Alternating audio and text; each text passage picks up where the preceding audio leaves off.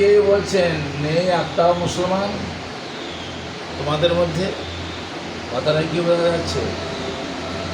এজিদের সৈন্যদের মধ্যে কলেমা ছিল, নামাজ ছিল, রোজা ছিল, হজ ছিল, জাকাত ছিল, টুপি ছিল, পাগড়ি ছিল, জুব্বা ছিল, কিন্তু মুসলমান ছিল না। কেমন হাত পড়িয়ে গেছে, জিনিসটা বোঝা গেল। আজও তাই,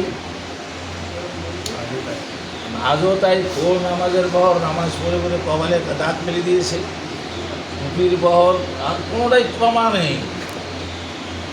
যখন নীরব হয়ে শুনছে উমর বিন সাদ, দুঃখ হয় রে বাবা।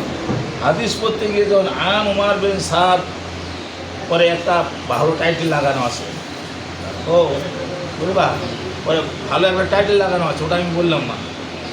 তার মানে রাদিয়াল্লাহু আনহু টাইটেল লাগানো আছে, কথা বুঝতে পারলে?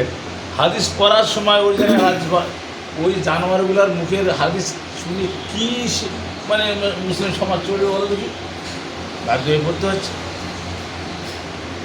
উমর বিন সাদ বলছে, এই সৈন্যরা কী শুনছো? হোসেনের বক্তব্য।